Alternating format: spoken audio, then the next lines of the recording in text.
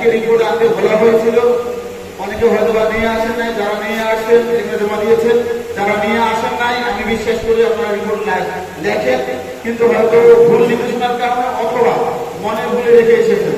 আশা করছি এখানে যে ভাইরা আছেন প্রত্যেকে রিপোর্ট লেখেন এবং ভালো করে বুঝে লেখেন।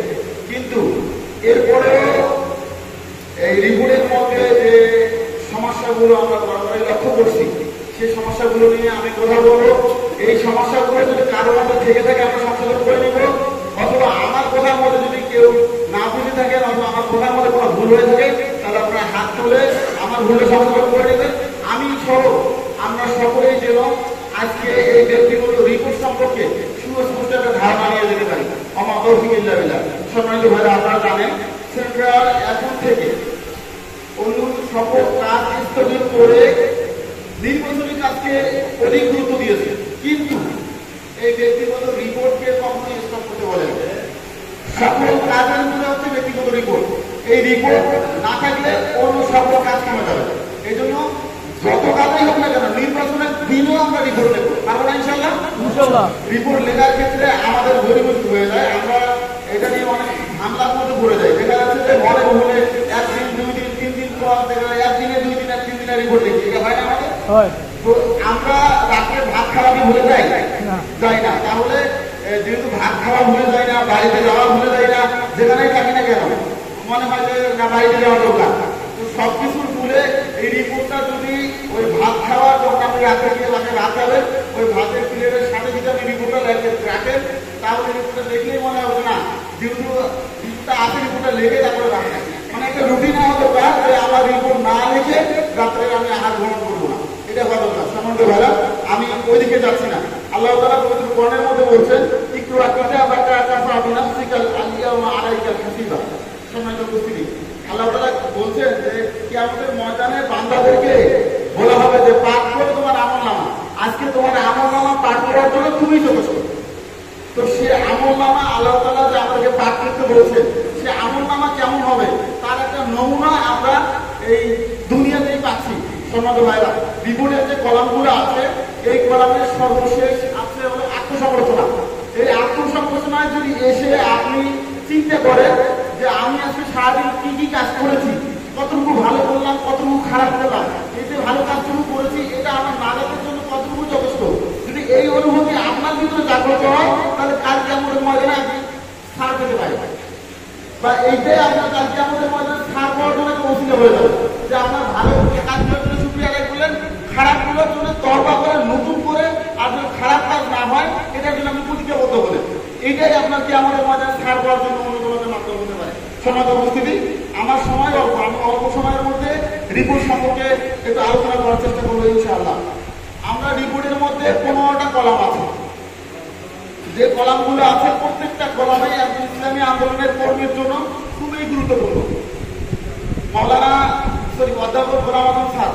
অধ্যাপক গোলাম আযম রাহিমাহুল্লাহকে জিজ্ঞাসা করা হয়েছে যে আপনি এত কিছু কিভাবে মেনটেন করেন। অধ্যাপক গোলাম আযম স্যারের উত্তর ছিল যে আমি আর্লি খুব তাড়াতাড়ি ঘুমাই যাই এবং আমি উঠে মানে তাহাজ্জুদ করে তারপরে কোরআন পড়ি, তারপরে হাদিস পড়ি, এরপরে ফজরের নামাজ পড়ি। এই জন্য ওনার কোরআন হয়, হাদিস হয় এবং ফজরের নামাজের পরে উনি ইসলামী আন্দোলনের কাজে বের হয়ে যেতেন এবং রাত পর্যন্ত উনি কাজ করতেন। তো এটা আমাদের ইসলামী আন্দোলনের কর্মীদের বৈশিষ্ট্য, এটা হওয়া উচিত যে রাত্রে উঠে তাহাজ্জুদ করে ওই অবস্থায় কোরআন পড়তে থাকবে, কোরআন পড়ার পরে হাদিস পড়ে যেন ফজরের নামাজ পড়তে পারে, তাহলে সময়ের মধ্যে বরকত হবে। কিন্তু এখন আমাদের মধ্যে হয়ে যায় অনেকটা এরকম যে ফজর পরে যদি আরো 2 ঘন্টা ঘুমাই যাবে সেটা আমাদের মানে এটা অভ্যাস হয়ে গেছে অনেক ক্ষেত্রে। আশা করছি আপনারা এখানে যারা আছেন আপনাদের এই বদভ্যস্ত নাই, আল্লাহ তাআলা এই বদভ্যস্ত আমাদের মধ্যে না থাকে তৌফিক দেন। সমাজে উপস্থিতি, এই জন্য সর্বপ্রথম রিপোর্টে যেটা আছে কোরআন অধ্যয়ন, এই কোরআন অধ্যয়নের কথা বলা হয়েছে এখানে টিক চিহ্নের কথা দেওয়া আছে। টিক চিহ্ন মানে এখানে আপনাকে নির্দিষ্ট করে বলে না যে আপনাকে 10টা 20টা আয়াত করতে হবে, এখানে আপনি একটা আয়াত করেন সে আয়াতটা আপনার ব্যাখ্যা সহ মানে একবার তাফসীর সহকারে আয়াতটা করতে হবে এবং সেই আয়াতটা যখন চিন্তা করতে হবে আসলে আল্লাহ এটা কেন বলবো, কি কারণে বলবো, এই যে গবেষণা করে আপনাকে এটা আপনার এনসার বের করতে হবে। যেহেতু কোরআনটা হচ্ছে একটা গবেষণামূলক একটা কিতাব, এটাকে মানে যারা ইচ্ছে তাকে যে ইচ্ছে সে এটা নিয়ে গবেষণা করতে পারবে। এই জন্য যতটুকুই করে গবেষণা করে তারপরে তথ্য ব্যাখ্যা তথ্য মতো যা আছে সবকিছু নিয়ে এটা আপনি বলবেন, ওরা পরে তীক্ষ্ণ দিবে। আয়াতের সংখ্যাটা একটা কয়টা বলেন পরে। এরপরে দ্বিতীয় যে আছে সেটা হাদিস অধ্যয়ন। হাদিসটার ক্ষেত্রেও আমরা অধ্যয়ন বলতে হাদিসের ব্যাখ্যা সহ করার চেষ্টা করবো। এই হাদিসটার একটা বেস কোয়ালিটি হচ্ছে যে 5টা হাদিস পড়া, 5টা হাদিস সর্বনিম্ন পড়তে হবে। আর কমপক্ষে 3টে পড়ার চেষ্টা করা, প্রতিদিন কমপক্ষে 3টে হাদিস ব্যাখ্যা সহ আমরা পড়বো, এটা করতে হবে। এরপরে ইসলামী সাহিত্য, ইসলামী সাহিত্যের একটা স্ট্যান্ডার্ড সংখ্যা হলো 10 পৃষ্ঠা, প্রতিদিন কমপক্ষে 10 পৃষ্ঠা করে ইসলামী সাহিত্য পড়তে হবে। সম্মানিত ভাইরা, এই ইসলামী সাহিত্যটা আপনি যে কোনো সময় পড়তে পারেন, এটা কোনো নির্দিষ্ট কোনো সময় না। আপনি যদি ইসলামী সাহিত্য আপনার সাথে সবসময় থাকা দরকার। ইসলামী আন্দোলন কমই আছে, ইসলামী সাহিত্য যদি আপনার কাছে না থাকে তাহলে ইসলামী আন্দোলন আপনি প্রাণ পাবেন না। ইসলামী সাহিত্যটাই হচ্ছে ইসলামী আন্দোলনের জন্য প্রাণ। এটা একটা সাহিত্য আপনার সবসময় আপনার সাথে থাকা দরকার। যখন যেখানে সুযোগ পেয়েছেন 5 মিনিট সময় পাইছেন 1 পৃষ্ঠা পড়ে নিলেন, এটা পড়া দরকার। এখন একজন ইসলামী আন্দোলনের কর্মীর জন্য এই 3টা বিষয় খুবই গুরুত্বপূর্ণ। একটা কোরআন, হাদিস, একটা ইসলামী সাহিত্য। আল্লাহ কি বলছে সেটা, রাসূল কি বলছে সেটা, এবং যুগে যুগে এই ইসলামী আন্দোলনের জন্য যুগে যুগে যে মনীষী যারা ছিল, আল্লাহ রাসূলের সাহাবী যারা ছিল, তাবেঈন যারা ছিল, এরপরে আমাদের উলিল আমর যারা ছিল, এনারা ইসলামী আন্দোলন সম্পর্কে কি বলে গেছে এটা আপনি বুঝবেন ইসলামী সাহিত্য পড়ে। এই 3টে জ্ঞান যদি আপনার ভিতরে থাকে তাহলে কোনো বাতিল শক্তি, শয়তানি শক্তি আপনাকে ধোঁকায় দিতে পারবে না। সমাজে উপস্থিতি এরপরে গুরুত্বপূর্ণ যে বিষয়টা সেটা হচ্ছে জামাতে নামাজ। আমরা ছাত্র শিবির করছিলাম, যারা ছাত্র শিবির রিপোর্টের মধ্যে 2টা অপশন থাকতো। জামাতে নামাজের মধ্যে নামাজ অপশন দিয়ে 2টা অপশন থাকতো, একটা হচ্ছে জামা আর একটা কাদা। কিন্তু জামাত ইসলামের এই ক্ষেত্রে কাদার কোনো অপশনই নেই, আছে শুধু আছে জামাতে নামাজ। আপনি কয়েকটা জামাতে পড়ছেন এটা দেখবেন, কাদা করার কোনো অপশনে নাই, মানে কোনো অবস্থায় নামাজ কাদা করার সুযোগ নাই। হতে পারে 2 নামাজ আপনার জামা ছুটে গেছে, কিন্তু এটা আপনি পরে আলাদাভাবে পড়ে নিলেন, কিন্তু কাদা করার সুযোগ আছে না, কাদা করার কোনো সুযোগ নাই। এই জন্য নামাজ কাদা করা যাবে না, জামাতের সহিত নামাজ পড়তে হবে। এটা মানে স্ট্যান্ডার্ড হচ্ছে 150 ওয়াক্ত নামাজ, মানে হচ্ছে যদি আপনি 30 দিনে মাস ধরেন তাহলে 5 × 3 = 150, 150 ওয়াক্ত নামাজ আপনার প্রত্যেক মাসে জামাতে করতে হবে। এটা যদি খুব বেশি হেভির হয়, বিভিন্ন অজুহাত আপনি যদি দেন, যদিও কোনো অজুহাত শরীর অজুহাত ছাড়া নামাজের ক্ষেত্রে অজুহাত তেমন চলে না, তবু 140-এর নিচে নামা যাবে না। কিন্তু অনেক ক্ষেত্রে দেখা যায়, আমি কয়েকজন ভাইয়ের রিপোর্ট দেখলাম, ভাইদের রিপোর্ট হচ্ছে 100-র নিচে নামাজ চলে আসবে। এখন ইসলামী আন্দোলনের কর্মীর জামাতে নামাজ যদি 100-র নিচে চলে আসে, 120-এর নিচে, 120-এর নিচে আসলে মর্যাদা বিপসীমা নিচ্ছে। 120 যদি কারো নামাজ থাকে মাসে, 120 ওয়াক্ত যদি নামাজ হয় প্রতিদিন 4 ওয়াক্ত, এটাও বলছে যে এই নামাজটা বিপসীমার মধ্যে আছে। তার মানে প্রত্যেক দিন 5 ওয়াক্ত নামাজ জামাতের সহিত আদায় করার চেষ্টা করতে হবে এবং করতে হবে। সম্মানিত ভাইরা, এরপরে যেটা আছে যে আমরা রিপোর্টের মধ্যে এই সাইডটাতে দেখবেন যে টার্গেট দেওয়া আছে। এখানে 3টে টার্গেট দেওয়া আছে, একটা হচ্ছে দাওয়াতি টার্গেট, একটা কর্মী টার্গেট, আর একটা হচ্ছে রোপণ টার্গেট। দাওয়াতি টার্গেট মূলত আমরা যাদেরকে ইসলামী আন্দোলনে নিয়ে আসার চেষ্টা করবো, সেটা একটা বিএনপি করতে পারে, অন্য কোনো দল করতে পারে, কোনো কিছু নাও করতে পারে, উনি আমাদেরকে সাপোর্ট করে না, কিন্তু আমরা তাকে টার্গেট নিয়েছি দাওয়াতের মাধ্যমে আমাদের সংগঠনে নিয়ে আসবো। এই সমস্ত লোকদেরকে দাওয়াতি টার্গেটে রাখবো। কিন্তু একজন সমাপ্ত সে আমাদের সাপোর্ট করতে, ওনাকে এই জন্য লেখাতে পারে নাই, লিখতে হবে যে আমাদেরকে সাপোর্ট করে না, আমাদের বিরোধিতা করতে করে না, আমরা লিখতে হবে, লিখে ওকে উপরে দাওয়াত দিয়ে সংগঠনে নিয়ে আসতে হবে। এটা সংখ্যাটা আছে 5 জন। কয়জন? 5 জন রিপোর্টের মধ্যে আপনি লিখবেন, এর বাইরেও আপনি টার্গেট নিতে পারেন, সমস্যা নাই। এরপরে হচ্ছে এই দাওয়াতি টার্গেট যে 5 জনকে নিয়েছে, এই 5 জনের মধ্যে আপনি কার সাথে কোন দিন যোগাযোগ করেছেন, এইখানে দাওয়াতি টার্গেটের যে ঘরটা আছে এই ঘরটার মধ্যে সংখ্যাটা নেই। দেখা যাচ্ছে যে একদিনে আপনি 2 জনের সাথে যোগাযোগ করবেন, তাহলে সংখ্যাটা কয়জন হবে? 2 জন। একদিনে 3 জনের সাথে যোগাযোগ করলে 3 জন। যদি কারোর সাথে যোগাযোগ না হয় তাহলে খালি থাকে, এবং যার সাথে যেদিন যোগাযোগ হচ্ছে এখানে টার্গেটের যে জায়গাটা আছে এখানে তারিখে লিখে রাখবেন যে আকাশ ভাইয়ের সাথে যোগাযোগ করছি 6 তারিখে, এরপরে যোগাযোগটা হচ্ছে 12 তারিখে, এরপরে যোগাযোগটা 18 তারিখে। এইটা নির্দিষ্ট কিছু তারিখ থাকে। তাহলে দায়িত্বশীলরা যখন আপনার রিপোর্ট দেখবে তখন বুঝবে যে আপনি শুধু টার্গেটে নিয়ে রাখবেন, আপনি তার সাথে যোগাযোগ করারও চেষ্টা করছেন এবং যোগাযোগ করছেন। আশা করা যায় এই যোগাযোগের মাধ্যমে উনি ইসলামের পথে আসবেন। সময় তো ভাইরা এরপরে যেটা থাকবে সেটা কর্মী টার্গেট। যারা দাওয়াত পেয়ে ইসলামী আন্দোলনে চলে আসছে এনাদেরকে কর্মী বানানোর জন্য তারা সহযোগী হয়েছে, মানে দাওয়াতি টার্গেট না হওয়া সহযোগী হয়ে গেল। সহযোগী হওয়ার পরে তাকে ছেড়ে দেওয়া যাবে না, ওনাকে কিসে টার্গেটে নিয়ে আসতে হবে, কর্মী বানানোর জন্য কর্মী টার্গেটে নিয়ে আসতে হবে। আসার পরে ওনাকে পরিকল্পিতভাবে বই করতে হবে, যে ফর্মুলাগুলো আছে এইগুলো সবগুলো মেনটেন করে ওনাকে কর্মী বানানোর জন্য কাজ করে যেতে হবে। এরপরে এটা আবার ওই ঠিক একই অবস্থা, ওনার সাথে যেদিন সাক্ষাৎ করছেন ওই দিন ওনার নামের পাশে ওই তারিখটা লিখে রাখবে। এবং সব থেকে গুরুত্বপূর্ণ যেটা কথা সেটা হলো যে রোপণ টার্গেট। রোপণ টার্গেটের একটা ঘর আছে, এই ঘরটার মধ্যে আমরা সহজে কাজ করতে চাই না। কি কারণ তাই না, যে আমি তো রোপণ না, আরেকজনকে রোপণ বানাবো কেন? এইটা আচ্ছা, এখানে আপনারা যারা আছেন এখানে বিসিএস ক্যাডার প্রয়োজন আছে, আছে কি? আমরা সেনাবাহিনীর বড় কর্মকর্তা আছি, বড় ইসলামিক স্কলার হয়তো দুই একজন থাকতে পারে, কিন্তু আমি যত বড়ই মানে আমি যত ছোটই হই না কেন, যত ছোটই আমার কর্মী থাকবে না কেন, যত ছোটই আমি কিছু হই না কেন, আমার সবসময় টার্গেট থাকে কি আমার ছেলেটারে বিসিএস ক্যাডার বানাবো। টার্গেট থাকে না, আমার ছেলেটারে যুগশ্রেষ্ঠ আলম বানাবো, আমার ছেলেটারে সেনাবাহিনীর অফিসার বানাবো। তো এই টার্গেট আপনি কেন নেবেন? আপনি তো নিতে না, তাহলে আপনি তাকে নেবেন কেন? আমি না হয় সমস্যা নাই, কিন্তু আমি যাকে টার্গেট নিব উনি যদি রোপণ হয় আমি এটা আমার হয় আমার আসলে আছে। বরং একদিন গর্ব করে বলতে পারবো যে আজকে থানা আমি এই থানা আমিকে কিন্তু আমি তাকে নিয়েছিলাম, নিয়ে নোয়াগাঁও আছে থানা আমি, এটা এটা আমরা বলতে পারবো না?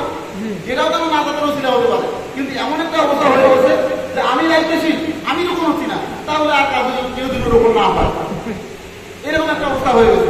রোপণ হওয়ার জন্য কাউকে দায়িত্বশীল হিসাবে এটা জরুরি না, রোপণ হওয়ার জন্য যে কোয়ালিটি কোয়ান্টিটি দরকার এটা যদি থাকে উনি রোপণ হতে পারবেন। এইটা আমরা করবো ইনশাল্লাহ। রোপণের টার্গেটে আপনি লিখবেন, প্রয়োজনে আপনার নিজের নামটাই লেখেন, লিখে শুরু করেন।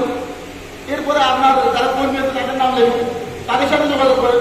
আপনার সমস্যা থাকতে পারে, আপনার লোক থাকতে পারে, জমি বন্ধক থাকতে পারে, অন্য কোনো সমস্যা থাকতে পারে, এগুলো আপনি হচ্ছে কিন্তু আরেকজন তো ইজিলি হতে পারে, পারে না? এটা চেষ্টা করবেন ইনশাল্লাহ। আর এটা হলো টার্গেটের ক্ষেত্রে। রোপণ টার্গেটের ক্ষেত্রে আমরা বললাম দাওয়াতি টার্গেট বলছি, রোপণ টার্গেট বলছি, কর্মী টার্গেট বলছি। এরপরে হচ্ছে কর্মী যোগাযোগ। আরেকটা কলাম আছে কি কর্মী যোগাযোগ। এখন এই রোপণ টার্গেট দাওয়াতি টার্গেট সাক্ষাতের বিষয়ে আমি বলি, তিনটে বিষয় যদি আছে রিলেটেড। সাক্ষাৎ হচ্ছে যে আপনি যাকে টার্গেট নিয়েছেন তার সাথে গিয়ে আপনি সাক্ষাৎ করবেন, সাক্ষাৎ করে তার রিপোর্ট দেখবেন, তাকে পরামর্শ দিয়ে যাবেন, এটা হলো সাক্ষাৎ। আর কর্মী যোগাযোগের একটা বিষয় আছে। কর্মী বলতে আমরা যারা ইসলামী আন্দোলন করি সবাই আমরা কর্মী, থানা আমির থেকে শুরু করে ইউনিয়ন সভাপতি পর্যন্ত আরো নিচে যারা আছে সবাইকে আমরা ইসলামী আন্দোলনের কর্মী।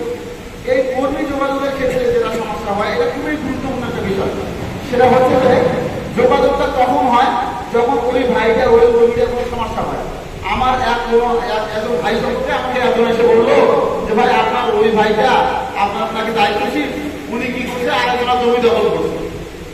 এখন আরেকজনের জমি দখল করছে, একজন ভাইয়ের বিষয় নিয়ে আমাকে কমপ্লেন করে যে একজনের জমি দখল করছে। এটা নিয়ে আমি একবারে মাতামাতি শুরু করে দিলাম, হ্যাঁ এটা কাজ করলো, থানাকে জানাইলাম, আরো দায়িত্বশীলকে জানাইলাম, ওই ভাইটা পর্যন্ত জমি দখল করছে। এটা যেন না হয় এটার জন্য কর্মী যোগাযোগ।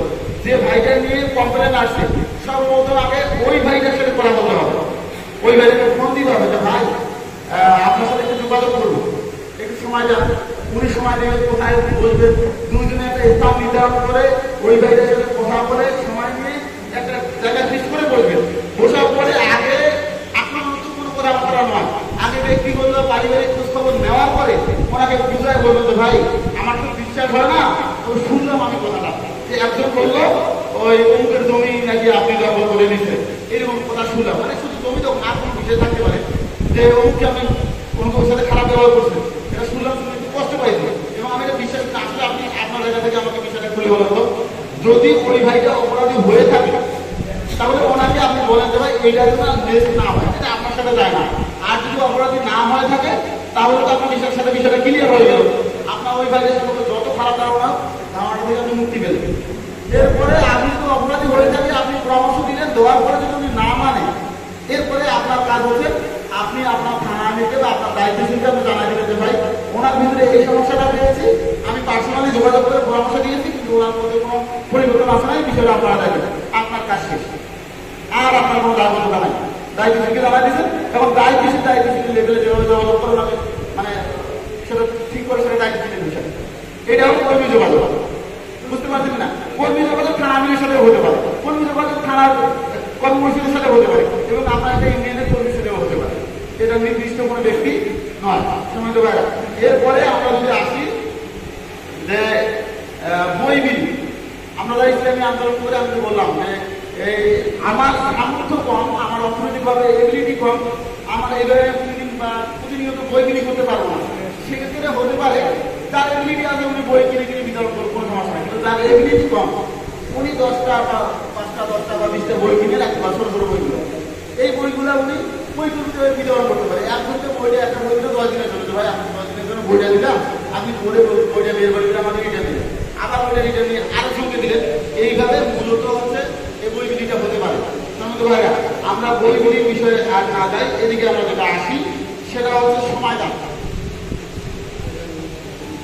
ও এখানে আরেকটা বিষয় হচ্ছে সামাজিক কাজ। সামাজিক কাজের অনেকগুলো ধরন আছে। সামাজিক কাজের ধরন আমাদের ওই শাখার যে রিপোর্ট আছে ওদের পিছনে আছে সামাজিক কাজের ধরন। আপনার যে কোনো ভাবে সামাজিক কাজ হতে পারে। একটা কথা দিয়ে সামাজিক কাজ হতে পারে, অনুষ্ঠানে গিয়ে সামাজিক কাজ হতে পারে, জানাজা অংশগ্রহণ করার মধ্যে সামাজিক কাজ হতে পারে, কাউকে 10 টাকা সহযোগিতা করে সামাজিক কাজ হতে পারে, একটা রুগী দেখতে গিয়ে সামাজিক কাজ হতে পারে, একটা টিউবওয়েল বসে সামাজিক কাজ হতে পারে, একটা কি বলে গাছ লাগিয়ে সামাজিক কাজ হতে পারে। সামাজিক কাজ বলতে যত প্রকার কাজ বোঝায়, এই কাজগুলোর কোনো একটা আপনার দ্বারা হয়ে থাকলে সামাজিক কাজের জায়গায় ঠিক শুনে দেবে। এবং এর পরের যে বিষয়টা সেটা আসলে সময়দান, সময়দানের বিষয়টা। এখন সময়দান এই কোরআন অধ্যয়ন, হাদিস অধ্যয়ন, ইসলামী সাহিত্য অধ্যয়ন, নামাজ, এই কয়টা বাদ দিয়ে এই যে কর্মী যোগাযোগ করছেন এটা সময়দানের মধ্যে আসবে। এবার তাদের কিছু সহযোগী কর্মী রোপণ তাদের এই যে সাক্ষাৎ, রোপণ তাদের সাক্ষাৎ, সহযোগী তাদের সাক্ষাৎ, কর্মী তাদের সাক্ষাৎ, এই সাক্ষাৎ করতে যে সময়টা যাবে এটা সমাধানের মধ্যে আসবে। সামাজিক কাজে যে সময়টা যাবে এটা সমাধানের মধ্যে আসবে। এই যে যাবতীয় যে বিষয়গুলো আছে এগুলো কিসের মধ্যে আসবে? সমাধানের মধ্যে। আমরা অধিকাংশ ক্ষেত্রে দেখে থাকি যে উনি যোগাযোগ করতে 2 জন কর্মীর সাথে, কিন্তু সমাধানের জায়গাটা থাকে, সমাধানের জায়গায় নাই। আর আপনি যোগাযোগ করছেন কিসের জন্য? আপনি তো সংগঠন করার জন্য যোগাযোগ করতে গেছেন, তাহলে এটা সংগঠনের জন্য সময়টা দেয় নাই। এটা হলো সমাধান। মানে এর বাইরেও সমাধান হতে পারে, এর বাইরে সমাধান যেগুলো আপনি একটা প্রোগ্রামে গেছেন সেটা সমাধান। আপনি সফরে গেছেন, সাংগঠনিক সফর হতে পারে, সফরের একটা নির্দিষ্ট ফরম্যাট এখানে আছে, এটা সাংগঠনিক সফর হতে পারে। দেখা যাচ্ছে সাংগঠনিক সফরের ক্ষেত্রে যেটা হয়, আপনি যে জায়গার দায়িত্বশীল এখান থেকে নিম্ন যে কোনো জায়গায় আপনি যাবেন, এটা হচ্ছে সাংগঠনিক সফর। আপনি যেখানে দায়িত্বশীল, আপনি ওয়ার্ড সভাপতি, আপনি ইউনিট যে আছে আপনার ওয়ার্ডের 4টা 5টা যে কয়টা ইউনিট থাকে এই ইউনিটে গেলে এটা হচ্ছে সাংগঠনিক সফর। এই সময়টাও সমাধানের মধ্যে আসবে এবং ওইখানে সফর বলে সফরের জায়গা আছে, সফর সঙ্গে আপনি গেলেন। তো হচ্ছে এই সফরের যে সমাধানটা হবে এটা সমাধানের মধ্যে আসবে।